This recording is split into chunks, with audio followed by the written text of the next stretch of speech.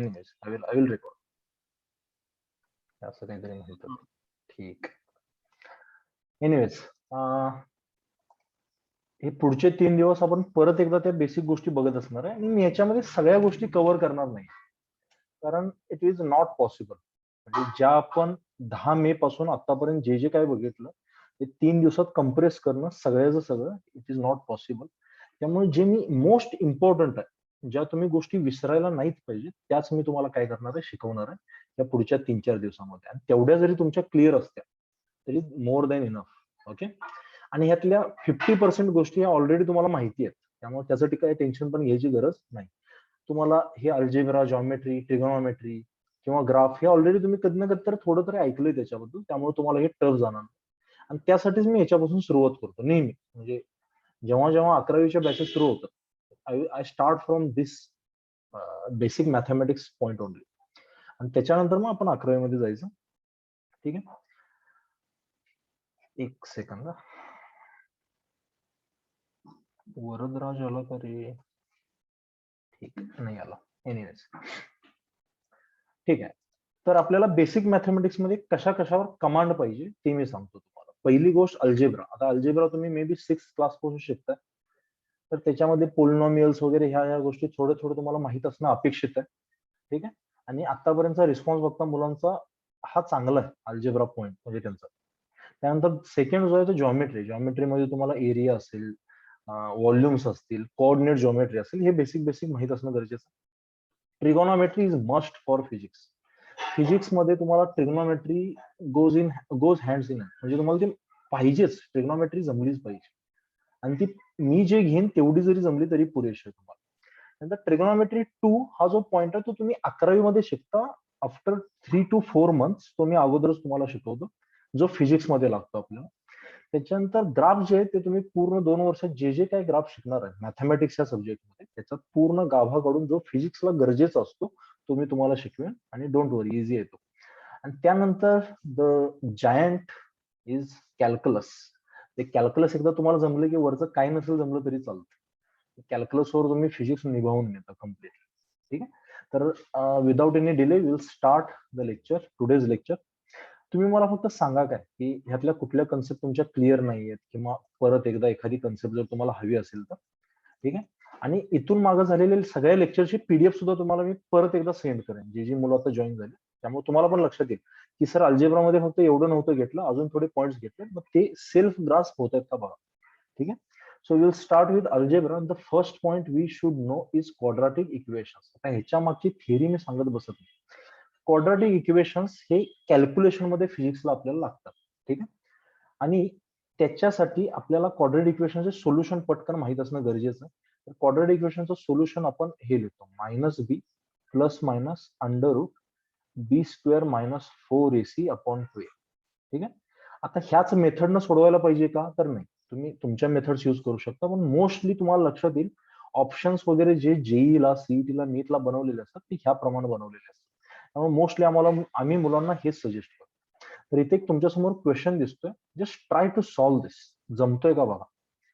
ठीक आहे. हा फॉर्म्युला सगळ्यांना माहिती येणार आहे. हो सर. हो सर. जरी माहित नसेल वगैरे तर सांगा मला, त्याला पाठ करून ठेवा फक्त तुम्ही. किंवा क्वाड्रॅटिक हे तुम्हाला मॅथ्स मध्ये असणारच आहे यावर्षी, त्याच्यामध्ये शिकून जाऊ.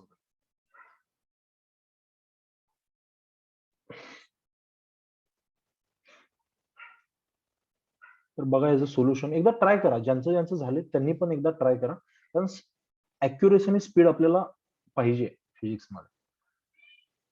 तुम्हाला मे बी पहिला महिना हेच वाटणार आहे की मी मॅथ्सचा टीचर आहे तुमचा. त्यानंतर फिजिक्स सुरू झालं की तुम्हाला लक्षात येईल ठीक आहे की मी काय घेतलं मॅथमॅटिक्स तुमचं. मी तुम्हाला फक्त बोर्डाचं शिकवणार नाहीये.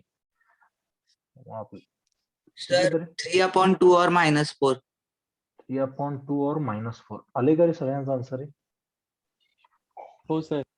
Okay. -5 plus minus under root 5² -4 × 2 × -12 upon 2a. हे जमेल ना रे तुम्हाला, काय टेन्शन नाही ना याच्यामध्ये. येस. No sir. हे मला वाटतंय तुम्ही 10वी पास झालाय, म्हणजे अजून तुमची एक्झाम नाही झाली, पण 10वी पास झाल्याचं एक प्रमाणपत्र आहे की तुम्हाला क्वाड्रॅटिक इक्वेशन येते. सगळ्यांना येते का हे? सानिया? Yes sir. ओके. जी मुलं नव्यानं जॉईन झाली त्यांना मी पर्टिक्युलरली विचारत राहीन. राम असेल किंवा सिद्धांत आहे किंवा कारण बाकीची मुलं ती पहिल्यापासून आहेत. आम्ही हे क्वेश्चन सोडवलेले पण आहेत. हेच क्वेश्चन होते त्यावेळेला पण तुम्हाला आठवत असेल. तर हे फिजिक्स मध्ये कसे येतात? आता क्वाड्रॅटिक इक्वेशन ठीक आहे. फिजिक्स मध्ये कशी येते? तर इथे एक आपण एक्झाम्पल बघूया which is related to physics आणि असं तुम्हाला भरपूरदा भेटणार. ठीक आहे. So see what is the question here. The speed of a particle moving along a straight line is given by this. एक पार्टिकल आहे तो असा निघाला स्ट्रेट लाईनवर आणि त्याचं जे स्पीड आहे ते टाइमवर डिपेंड करत. म्हणजे इथं स्पीड काय दिले बघा त्यांनी, t² + 3t - 4. म्हणजे इथं जर टाइमची व्हॅल्यू तुम्ही 0 पुट केला तर स्पीड किती येणार रे सांगा बघू. त्याच्यामध्ये t ची व्हॅल्यू जर मी 0 पुट केली तर v ची व्हॅल्यू किती येणार?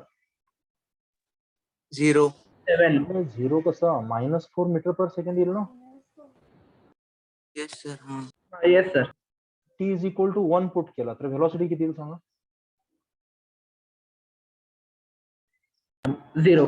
0. आता 0 येणार आहे बरोबर का. t = ह्याला ऍक्च्युली आपण फंक्शन म्हणतो. काय म्हणतो याला? फंक्शन. मग हे आपण नंतर बघूया की व्हेलॉसिटी डिपेंड्स ऑन टाइम वगैरे. तर बघा काय म्हटलंय त्यांनी, find the time t at which the particle momentarily comes to rest. आता मोमेंटरीली वगैरे हे तुम्हाला मी ऑसिलेशन वगैरे चॅप्टर्स मध्ये सांगेन काय असतं. पण रेस्टचा अर्थ काय असतो रे? रेस्ट म्हणजे काय असतं? एनीवन? जे नवीन मुलं आहेत त्यांनी ट्राय करा आन्सर द्यायचं. What is the meaning of rest? त्याची स्पीड 0 असेल. त्याचं स्पीड किती असणार? 0 असणार. 0. म्हणजे ह्याला मी इक्वेट करणार कशाशी? 0शी. मग जेव्हा मी याला इक्वेट करणार it becomes an equation which is a quadratic equation. ह्याला इक्वेट केलं की मला t च्या अशा 2 व्हॅल्यूज मिळतील. I will get 2 values of time so that the speed become 0. बरोबर. क्वाड्रॅटिक इक्वेशनचे किती सोल्युशन असतात? 2 असतात. मग ते करा बघू ट्राय. टाइमची व्हॅल्यू काढून दाखवा मला इथे किती आहे. -3 ± √3² + 4 × 1 × 4.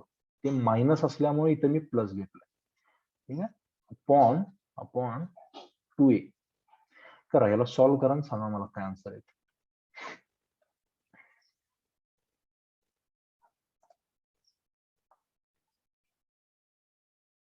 वरदराज आन्सर सांगायचं काय याचं मला? Gautami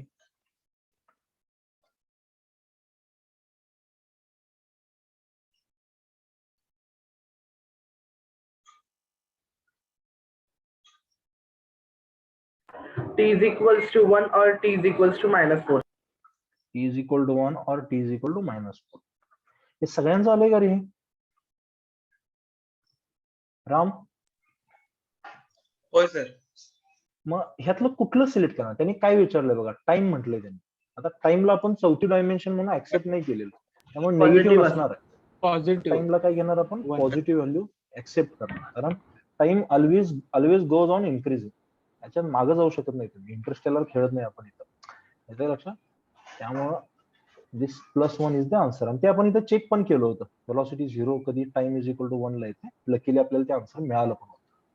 so this is how. इथं तुम्हाला कधी कधी असलं वापरावं लागतं. अजून एक क्वेश्चन असतो जर तुम्ही फिजिक्स मध्ये बघितला तर हा मी जनरली सांगत नाही मुलांना सुरुवातीलाच.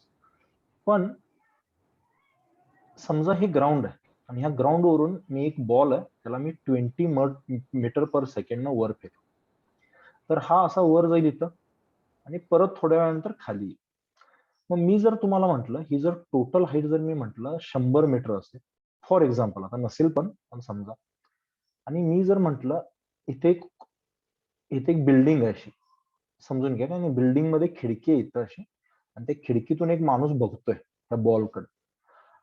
ठीक आहे. म्हणजे त्याला फक्त ही होरिझोंटल लाईनवर दिसतं बरं का, बाकी काही दिसत नाही. तर त्याला, आणि ही जी हाईट आहे let's say this height is 50 metres. तर त्याला बॉल किती वेळा दिसेल रे ह्या मोशन मध्ये? 2 वेळा दिसेल. बरोबर. एकदा तो जाताना दिसेल आणि एकदा तो येताना दिसेल. ठीक आहे. म्हणजे ही जी हाईट आहे ह्या बॉलची किती आहे ती? 50 मीटर. ह्याच्यासाठी आपल्याला टाइमच्या दोन व्हॅल्यूज मिळणार आहेत. एक इथून इथं जाण्याचा टाइम, तो किती समजा 2 सेकंद असेल, आणि एक इथून इथं जाऊन परत तिथे येण्याचा टाइम, तो टाइम किती असू शकतो, may be let's say 4 second असेल. तर हे असले क्वेश्चन सोडवताना सुद्धा तुम्हाला क्वाड्रॅटिक इक्वेशन येणार आहे, जे मी तुम्हाला कायनॅमॅटिक्स म्हणजे मोशन ह्या चॅप्टर मध्ये शिकवेल. पण तुम्हाला बेसिक आयडिया आली का क्वाड्रॅटिक इक्वेशन आपल्याला कुठं लागतं? Tell me. Yes sir. Okay, हे समजलं ना? Yes sir. केस इमॅजिनेशन तुमचं इम्पॉर्टंट आहे बरं का फिजिक्स साठी, की हा बॉल वर जाताना एकदा 50 मीटर वाल्याला दिसणार, नंतर फिरून परत आल्यानंतर एकदा 50 मीटर वाल्याला दिसणार. ठीक आहे, तर हाईट सेमच आहे, फक्त टाइमच्या दोन व्हॅल्यूज आहेत. तर त्यावेळेला सुद्धा आपल्याला क्वाड्रॅटिक इक्वेशन वापरायला लागते, त्यावेळी दोन्ही आन्सर जे असणार ते आपले पॉझिटिव्ह येणार आहेत. ठीक आहे, so this is why we learn about quadratic equation in physics. ठीक आहे, त्याच्यानंतर अल्जेब्रामध्ये अजून भरपूर गोष्टी आहेत. अरिथमेटिक प्रोग्रेशन आहे, जॉमेट्रिक प्रोग्रेशन आहे. ठीक आहे, कुणाला माहिती आहे का रे अरिथमेटिक प्रोग्रेशन? एपी आठवतंय का? 10th क्लासमध्ये शिकला असाल. काय असतं मला सांगा, मी जे नंबर्स लिहितोय, मी जी सिरीज लिहितोय, ती एपी आहे का नाही फक्त सांगा मला. 2, 4, 6, 8, tell me, is it AP? आहे. Yes yes sir. सर. ह्याच्यामध्ये इनिशियल टर्म 2 sir. असणार आहे. कॉमन डिफरन्स किती असेल त्याच्यामध्ये? 2. 2च असणार आहे. मग ह्या बेसिसवर तुम्ही कुठली पण टर्म काढू शकता की नाही तुम्ही, a प्लस n मायनस हा, 1 sir. Into D. बरोबर. हे series and sequence and series नावाचा एक चॅप्टर असतो मॅथमॅटिक्स मध्ये, तिथं पण शिकाल. आपल्याला हा जनरली ग्रॅव्हिटेशन वगैरे अशा चॅप्टर्स मध्ये लागतो, कारण तिथं असे वेगवेगळे मासेस ठेवलेले असतात, त्यांच्या किती काय इफेक्ट असतो ते काढावं लागतं. पण तो चॅप्टर येऊपर्यंत तुम्हाला मॅथ्स मध्ये झालेला असणार आहे, त्यामुळे मी इथे घेत नाही खूप डेप्थ मध्ये. त्यानंतर सम ऑफ एन टर्म्स, जनरली ह्याच्यावर पण क्वेश्चन येतो. It is n/2 in bracket 2a plus n minus 1 into D. Physics साठी नाही तर मॅथ्स साठी उपयोगी आहे असं म्हणून तर याला लक्षात ठेवायचा प्रयत्न करा. ठीक आहे, त्यानंतर अजून एक असतं सिरीज, त्याला आपण म्हणतो जॉमेट्रिक प्रोग्रेशन. हे फक्त काय असते हे समजून घ्या. त्या बेसिकली जॉमेट्रिक प्रोग्रेशन हे अरिथमेटिक प्रोग्रेशन पेक्षा थोडंसं वेगळं आहे. मी जर तुम्हाला म्हटलं समजा इथं एक सिरीज लिहितो 1, 2, 4, 8, 16, 32. मला सांगा ही एपी आहे का? Is it an AP arithmetic progression? No sir. नाहीये. बरोबर. इथं इनिशियल टर्म 1 आहे, पण कॉमन डिफरन्स हा कॉमन नाहीये. तो पहिल्यांदा किती आहे? 1 आहे, नंतर किती आहे? 2 आहे, नंतर 4, नंतर 8, असा वाढत गेला. इथं बघा कॉमन डिफरन्स आपण कसा करतो, कुठल्या पण दोन नंबरची सबट्रॅक्शन करतो. म्हणजे 6 मायनस 4 केलं तर 2 येत, या दोघांची केली तर 8 मायनस 6 केलं तर 2 येत. ह्याला काय म्हणतो आपण? Common difference. तशीच अजून एक सिरीज असते, त्याच्यामध्ये कॉमन डिफरन्स यूज करत नाही, we use common ratio. Common ratio, तर तुम्ही यातला कुठला पण एक नंबर घ्या, कुठला पण. समजा हे दोन घेतले तर 4/2 जर केलं तर ह्याचा आन्सर 2च येणार आहे. तुम्ही हे दोन नंबर घ्या, लगेच सिक्वेन्शियली दोन नंबर घ्यायचे, तर ह्याची पण व्हॅल्यू 2 येणार. त्यामुळे असं जेव्हा मल्टिप्लिकेशन मध्ये असतं त्याला आपण म्हणतो जॉमेट्रिक प्रोग्रेशन. मला सांगा क्लिअर आहे का? जॉमेट्रिक प्रोग्रेशन आयडेंटिफाय करू शकाल? हो. Yes sir. Yes sir. Okay, हे समजून घ्यायचे. मी डेप्थ मध्ये जात नाही, हे तुम्हाला मॅथ्स मध्ये एकदम भारी होणार आहे. फक्त हे लक्षात ठेवा की तुम्हाला कुठलं पण सांगितलं तर ते जॉमेट्रिक प्रोग्रेशन आहे हे आयडेंटिफाय करता आलं पाहिजे. अजून एक तुम्हाला सांगतो मी, मला सांगा ते जॉमेट्रिक प्रोग्रेशन आहे का? 1/2, 1/4, 1/8, 1/16. Tell me, is it a geometric progression?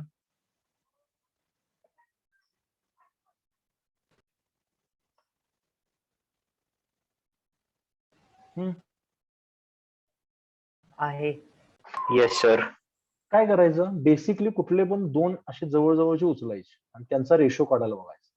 1/4/1/2 ह्याचा आन्सर काय तरी सांगा बघू. 1/4/1/2 ह्याचा आन्सर काय सांगा? 2. किती येतं? 1/2 येते सर. 1/2. 1/2 येतं. हे असलं मॅथ्स येते ना रे सगळ्यांना? हो सर. ओके, मला घाबरवाल तुम्ही. 1/16/1/8 ह्याचा आन्सर काय येतं सांगा? हे माहितीये का? 8 वर 1/2. जातं, 16 खाली येतं, so it becomes 8/16, so it is 1/2. हे रेशो सेम आहे की नाही यांच्यातला? हाँ सर. तो सेम आहे. So this is a GP, geometric progression. Identify करायला फक्त शिका. बाकी ह्याच्यात तुम्हाला ते सम ऑफ इन्फायनाइट टर्म्स वगैरे असतं ते तुम्ही मॅथ्स मध्ये शिकून जाल तोपर्यंत. Don't worry about it. Geometric progression कळतीये का तुम्हाला बेसिकली? हो. Yes. So this is algebra. Okay.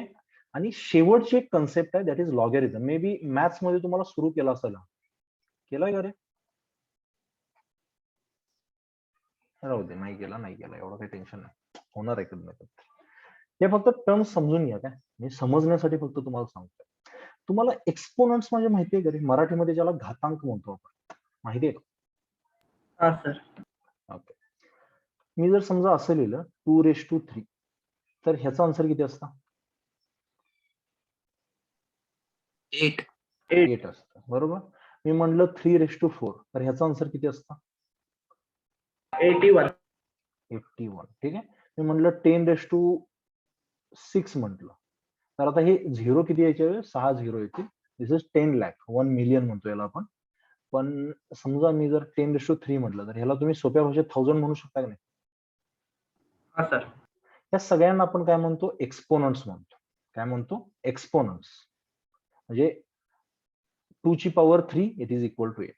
पण ह्याला लिहिण्याचा अजून एक पद्धत आहे. म्हणजे this everything can be written in another way, आणि त्या अनदर वेला आपण म्हणतो लॉगॅरिथम, जो मॅथमॅटिक्स मध्ये तुम्हाला खूप उपयोगी आहे. फिजिक्स मध्ये कधी कधी तर तो डोकावतो.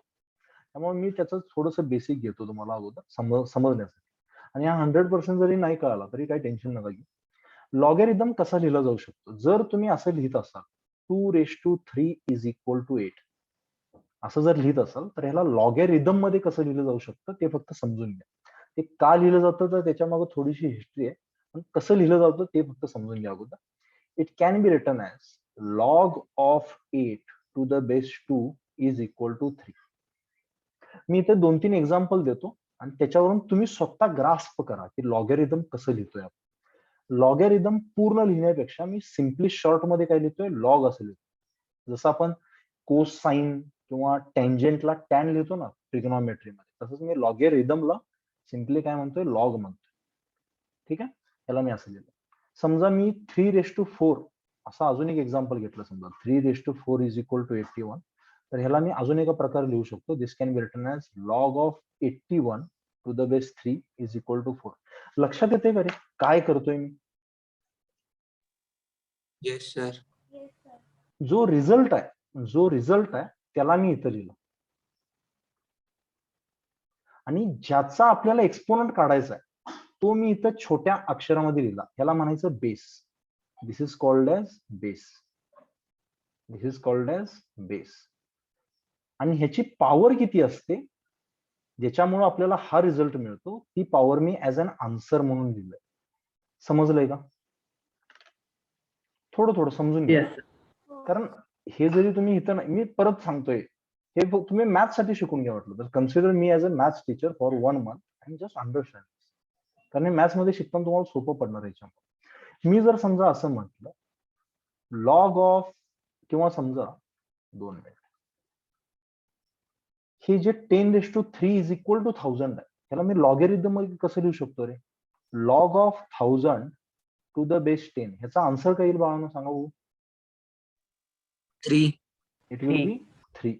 म्हणजे 10 ची किती पॉवर आहे? 3. मग तुम्हाला काय आन्सर मिळालं? तर 1000. लॉगॅरिथम हे वेगळं काही नाहीये, जे आपल्याला माहिती आहे त्यालाच लिहिण्याचा एक अल्टरनेटिव्ह फॉर्म आहे. समजलंय का सांगा? हाँ सर. क्लिअर आहे सगळ्यांना?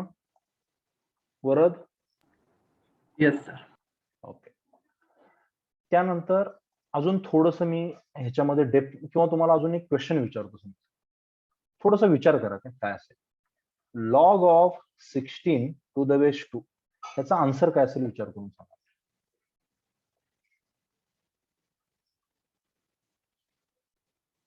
2⁴. करेक्ट? नाही, आन्सर काय Sorry, असणार आहे? 4. 4. याचा आन्सर काय असणार? 4 असणार. हे समजलंय का रे कसं आलं सगळ्यांना? कारण आपल्याला माहितीये 2⁴ इज इक्वल टू 16 असतं. मग 2⁴ इज इक्वल टू 16 म्हणजे तुम्ही ह्याला असं लिहू शकता. आलंय का लक्षात? हे बघा, मी फिजिक्स मध्ये लागतं म्हणून शिकवतोय बरं काय, नाहीतर माझं पार्ट नाही आहे फिजिक्स मध्ये. कुठं कुठं तर लॉग वगैरे वापरायला लागणार आहे, त्यामुळे हे लक्षात ठेवा. अरे क्लिअर आहे का सांगा मला ते प्लीज. येस. ह्याला थोडस मी जनरलाइज फॉर्म मध्ये लिहितो. हा बोल ना, डाऊट आहे? नाही सर. ओके. समजा मी म्हटलं a raise to m is equal to n, समजा फॉर एक्झाम्पल. बघा, तर मी ह्याला कसं लिहू शकतो रे, log of n to the base a. ह्याचा आन्सर काय येईल? m येईल की नाही? M. a raise to m is equal to n. Clear आहे का? येस सर, क्लिअर आहे. तर इथं दोन टाईपचे लॉगॅरिथम असतात जे फिजिक्स मध्ये आपल्याला लागतात. एक असतो बेस 10 चा लॉगॅरिथम. बेस 10 चा लॉगॅरिथम हा मी जुन्या विद्यार्थ्यांना पण मे बी नसेल सांगितलं, पण हे तुम्हाला आपलं आपण कळलं असतं. समजा मी जर असं लिहिलं 10⁴ इज इक्वल टू 1 2 3 4, तर ह्यालाच मी कसं लिहू शकतो, log of 10,000 to the base 10 is equal to 4. मग इथं जर बेस जेव्हा 10 असतो, बेस काय असतो? 10 असतो, त्यावेळी त्याला एवढं लिहित बसायची गरज नाही. तुम्ही त्याला सिम्पली असं पण लिहू शकता, log of 1000, log of 10,000 is equal to 4. कळलंय का? त्या 10 ला नाही Yes. लिहिलं तरी चालतं, त्या 10 ला नाही लिहिलं तरी चालतं. हे समजलंय का सांगा मला? मग मी जेव्हा असं म्हणेन लॉग ऑफ 1000, तर ह्याचा आन्सर किती आलं पाहिजे? 3 आलं पाहिजे. कळलंय का रे? कारण इथं तुम्ही लिहिलेलं नाहीये. काय लिहिलेलं नाहीये? 10 लिहिलेलं नाही. पण 10 to the power 3 should be equal to 1000. मला सांगा क्लिअर आहे? होय सर. कुणाला जरी डाऊट असला वगैरे विचारावर का बिनधास्त, कारण तुम्ही फर्स्ट टाइम बघताय. This is scary because it is new. मी परत परत सांगत असतो मुलांना, ठीक आहे? तुम्ही स्वतःच्या बुद्धीला जज करू नका. तुम्ही फर्स्ट टाइम बघताय, त्यामुळे थोडंसं कधी कधी तर आपल्याला कन्फ्युजन असतं. त्यामुळे जे काय असेल तिथल्या तिथं क्लिअर करत चला, ठीक आहे? हे इथंपर्यंत आय होप क्लिअर आहे. आणि दुसरा जो टाईप आहे याच्यामध्ये, आता बेस 10 वाला कळला, तिथं 10 नाही लिहिलं तरी चालतं. आणि दुसरा जो एक आहे त्याला आपण म्हणतो natural log. It is called as natural log. आणि नॅचरल लॉग मध्ये एक नंबर असतो, जसा पाय नंबर असतो बघा, पायची व्हॅल्यू किती? 3.14 डॅश डॅश डॅश काहीतरी. तसाच एक नंबर असतो, त्याला आपण म्हणतो स्मॉल ई. आणि ह्या नंबरला आपण मॅजिकल नंबर, तुम्ही गुगलवर सर्च करून बघा याचं नाव काय. याला मॅजिकल नंबर सुद्धा म्हणतात, किंवा याला युलर्स नंबर सुद्धा म्हणतात. तुम्ही मॅथच्या एखाद्या टीचरला विचारायला मॅजिकल नंबर का म्हणतात, कारण मला एक्झॅक्टली माहित नाही आता, फक्त तेवढंच वाचलं होतं. It is called as Euler's number. ठीक आहे? मग थोडंसं आपण परत एकदा बेसिक मध्ये जाऊया लॉगॅरिथमच्या, आणि मला तुम्ही हेल्प करा लिहिण्यासाठी. Let say if I say e raise to 5 is equal to काहीतरी नंबर घेऊ आपण, म्हणजे ह्याचं काहीतरी तुम्ही आता कॅल्क्युलेटर मध्ये जर पुट केलं, तुमच्या कॅल्क्युलेटर मध्ये दिसेल बघा तुम्हाला, असा ई नावाचा एक नंबर असतो, कुठेतरी बटन असतं, ठीक आहे? तर ह्याचा आन्सर समजा काहीतरी फॉर एक्झाम्पल एक्स आलं, समजा e raise to 5 is equal to X. तर मी कसं लिहू शकतो रे? This can be written in logarithms as log of X to the base e is equal to 5. Is it correct?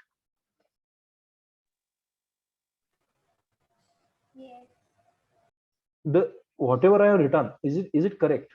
बघा एकदा check. Yes. Yes sir. Yes sir.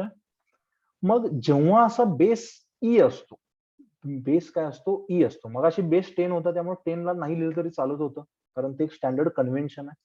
तसंच जेव्हा इथे ई लिहिता तुम्ही, ह्या लॉगॅरिथमला आपण म्हणतो natural log. It is called as natural log. आणि ह्यालाच तुम्ही असं पण लिहू शकता, एल, हे एल म्हणजे स्मॉल एल, स्मॉल एल लिहित नाही का आपण असं, तसं हे एल इंटू म्हणजे एल एन, म्हणजे नॅचरल लॉग असं म्हणतात त्याला. Natural log of X is equal to 5 असं सुद्धा याला लिहिलं जाऊ शकतं. फक्त कुणासाठी ह्या स्पेशल अलाउन्सेस आहेत? एक तर 10 साठी आणि ई साठी. तर दोघांबद्दल क्लिअर झाले का तुम्हाला? हो सर, क्लिअर झालं. 100% ना? आता याच्या प्रॉपर्टीज वगैरे तुम्ही ह्या मॅथ्स मध्ये शिकाल, डोंट वरी. आणि जिथे जिथे लागतील त्या मी पण शिकवेन तुम्हाला, त्याची काळजी नका घेऊ. पण लॉगॅरिथम क्लिअर झालाय का बघा तुम्हाला, नॅचरल लॉग आणि बेस 10 चा लॉग. कारण कसं आहे, फिजिक्स मध्ये कधी कधी तर तुम्हाला डायरेक्टलीच क्वेश्चन मध्ये देणार आहेत, log of 20 is equal to काय. हे सोडवायची गरज नाही, पण तुम्हाला माहित असलं पाहिजे. जर नुसतंच लॉग म्हटलं असेल तर इथं 10 आहे, इट इज हिडन. जर तुम्हाला असं म्हटलं नॅचरल लॉग ln20 म्हटलं, तर तुम्हाला हे माहित पाहिजे की हे actually log of 20 to the base E आहे. It is natural log. त्यामुळे हे फक्त तुम्हाला आयडेंटिफाय करता आलं पाहिजे. डोंट वरी, मी त्याच्या वेळेला परत एकदा तुम्हाला शिकवेन ते, पण आता जर क्लिअर असेल तर बेस्ट आहे तुमच्यासाठी. ठीक आहे. सो अल्जेब्रावर तुम्हाला वाटतंय का रे अल्जेब्रा मी एवढा शिकवलाय, याच्यापेक्षा पण थोडेसे अजून बायनॉमियल एक्सपान्शन वगैरे शिकवले, पण त्याच्या वेळेला ते मी क्लिअर करत आहे. तुम्हाला वाटतंय का रे अल्जेब्रा जमतोय आता फिजिक्स साठी लागणार? हा सर जमतंय. ओके ठीक आहे. त्यानंतर अल्जेब्रा थोडासा डिफिकल्ट आहे. सगळ्यात इझी काय तर जॉमेट्री. आता हे जनरली स्कूलमध्ये उलट असतं जॉमेट्री त्यांना, कारण जॉमेट्री टफ का जाते मुलांना, तिथं प्रूफ्स आहेत, थेरम्स आहेत. मी personally I used to hate them. पाठ काय करायचं समजलंय ना, आता वापरायला सुरू करा सिम्युलर ट्रायंगल्स वगैरे, तर ते प्रूव्ह करायला लावायचे आम्हाला भरपूर. एनिवेज, कोऑर्डिनेट जॉमेट्री असं ऐकलंय का रे याच्या अगोदर कधी नवीन स्टुडंट्स? होय. तर कोऑर्डिनेट Yes, जॉमेट्री sir. मध्ये मला जे तुमच्याकडून अगोदर लक्षात आलं ते हे आलं की दोन टाईपचे ऍक्सेस तुम्ही शिकलेला आहे. This is X and this is Y, म्हणजे 2D फिगर्स तुम्ही आतापर्यंत शिकलेला आहे. आता जेव्हा तुम्ही 11th क्लासमध्ये याल तुमचं आयुष्य 3D मध्ये कन्वर्ट होईल, आणि त्यामुळे तुम्हाला 3 ऍक्सिस शिकायचे. This is X axis, this is Y axis, आणि हा डॉटेड दाखवलेला ऍक्सिस याला आपण झेड ऍक्सिस म्हणतो. हा असा तिरका नाहीये, हा तुमच्याकडे येतोय. इमॅजिन होतंय का रे? हे बघा, हा पेन आहे, समजा मी स्क्रीनकडे दाखवतो याचा, याला मी असं करत आलो तर तुम्हाला दिसताना तो तिरका दिसतोय मी जाताना? अरे सांगा. हा सर. मग तो इथं 2D मध्ये दाखवायचा कसं तर तिरका दाखवायचा समजण्यासाठी. आलंय का लक्षात? X axis, Y axis, Z axis. हा सर समजलं. मग जनरली तुम्हाला जे आहे ते आतापर्यंत तुम्हाला एक्स आणि वाय ऍक्सिस मध्ये कुठल्या पण एखाद्या पॉइंटची पोझिशन दाखवायचा जेव्हा योग येतो किंवा त्याचा ऍड्रेस दाखवायचा असतो तेव्हा आपण कोऑर्डिनेट्स यूज करतो. आठवतंय का रे एक्स आणि वाय कोऑर्डिनेट्स?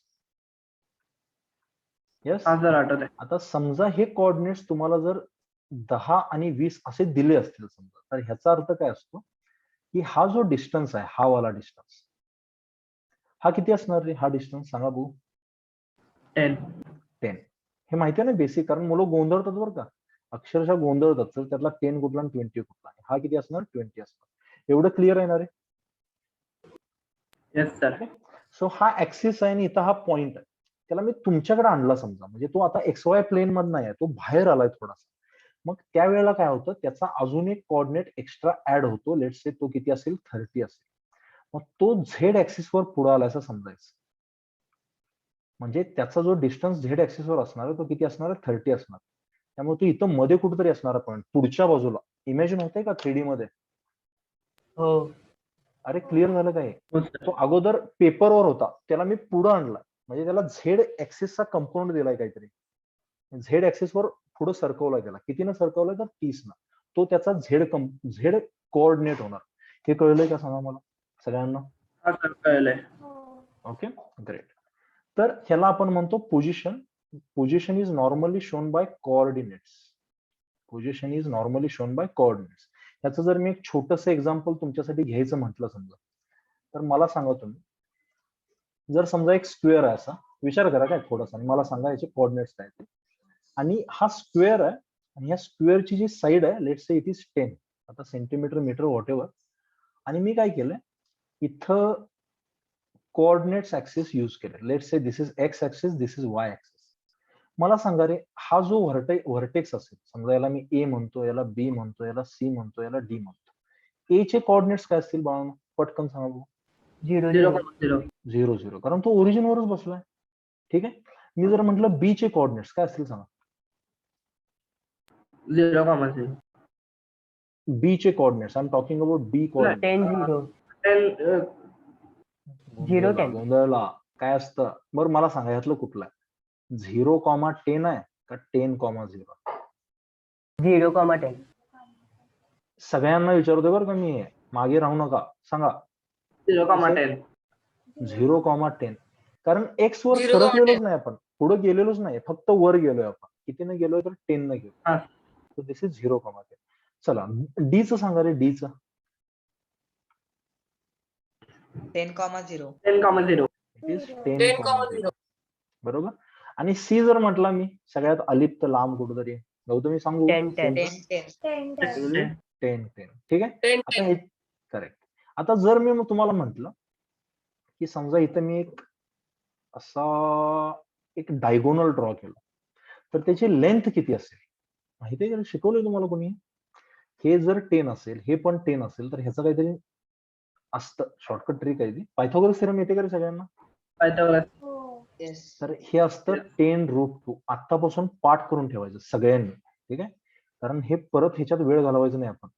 इथं जर ए असेल, इथं जर ए असेल, सो दिस इज √2a किंवा a√2. लक्षात राहील काय? येस हो. Sir. This is isosceles right angle triangle. आणि त्याच्यामध्ये हे दोन्ही अँगल सेम असतात आणि ते अँगल किती असणार आहे? 45 डिग्री. अरे कळलंय का? हा सर कळलंय. ठीक आहे. आणि साइन 45 ची व्हॅल्यू काय असते रे? समजा तुम्ही शिकलाय ना आता ट्रिग्नोमेट्री थोडी. What is the value of sine 1 45? upon under root 2. 1 under root 2. 1/√2. मग तसंच जर इथं करून बघितलं तुम्ही तर a/√2a म्हणजे किती येणार? 1/√2 येणार ना? हा सर. ओके, समजून घ्या बेसिक जे तुम्ही शिकलाय त्याला कनेक्ट करायला शिकायचं. 10वी पर्यंत तुम्ही जे शिकलाय त्याच्याशी. बरं मला सांगा, पोझिशन कन्सेप्ट क्लिअर आहे का जॉमेट्रीतले? Yes sir. ओके. त्यानंतर जी सेकंड कन्सेप्ट आहे इट इज डिस्टन्स फॉर्म्युला. तुम्ही मे बी तो शिकला असाल. √x1² x1 - x2 the whole square plus y2 - y1 the whole square. आठवतंय का रे? y1 चा होल स्क्वेअर. हो सर. हा सर आठवतोय. आता इथं तुमच्या आयुष्यामध्ये अजून एक ऍक्सिस ऍड झालाय. कुठला? झेड. त्यामुळे त्याला तिथं अजून एक ऍड करायचं. Z2 - Z1 the whole square झालं. आले लक्षात? इमॅजिन झालं का मी काय सांगितलं? हा सर. हो सर. ओके. तुम्ही जो डिस्टन्स फॉर्म्युला लिहिता कुठल्या पण 2 पॉइंट्स मधला, समजा मी एक स्ट्रेट लाईन ड्रॉ केली अशी. आता मला इकडच्या ह्या शेपटीचा आणि ह्या टोकाचा मला कोऑर्डिनेट्स माहिती आहेत. समजा दिस कोऑर्डिनेट x1 आणि दिस इज y1. याचा कोऑर्डिनेट आहे x2 आणि y2. समजा तो 3D मध्ये असेल. ही लाईन कुठे आहे? अशी 3D मध्ये बाहेर कुठं तर आली. तर यांना झेड कोऑर्डिनेट पण असणार आहे. तर ह्याचा जर तुम्हाला डिस्टन्स कोणी विचारला तर तुम्हाला ऑलरेडी तो डिस्टन्स फॉर्म्युला पार्ट असेल 10th क्लास मधला. त्याच्यामध्ये फक्त झेड वाली टर्म ऍड करायची. म्हणजे कसं? x1 - x2 the whole square plus y1 - y2 the whole square plus अजून काय घ्याल तुम्ही? z1 - z2 the whole square. आता गोंधळून जायचं नाही. इथं जर ह्यांना तुम्ही इंटरचेंज केला तरी काही फरक पडत नाही. कारण आन्सर जरी निगेटिव्ह आलं तर त्याचा स्क्वेअर हा नेहमी पॉझिटिव्हच असणार. कळलंय का रे? हा सर. त्यामुळे रटायचं नाही फक्त. याला x2 - x1च करायचं असं नाही. तुम्ही कसं पाहिजे तसं घे, काही इश्यू नाही. अरे आले का लक्षात? मला फक्त एक आन्सर सांगा रे. समजा हा समजा मी म्हटलं 1 1 1 वर आहे आणि हा जर म्हटलं समजा मी -1 2 आणि -3 वर आहे समजा फॉर एक्झाम्पल. तर मला याचा डिस्टन्स सांगू शकता काय किती येईल? करा बघू सॉल्व.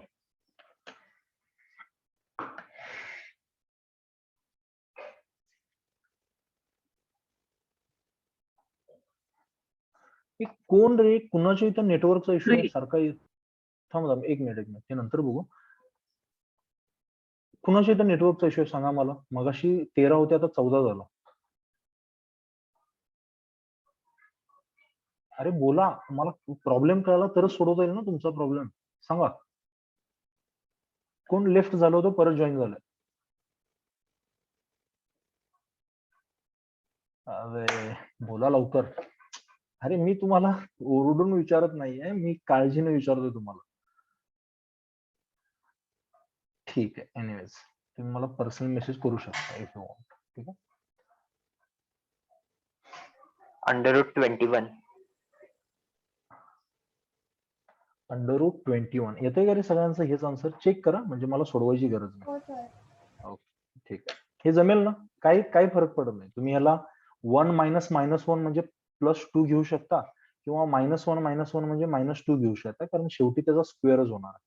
त्यामुळे डोंट केअर. कळलं का? Yes, yes. त्यानंतर आता ही कोऑर्डिनेट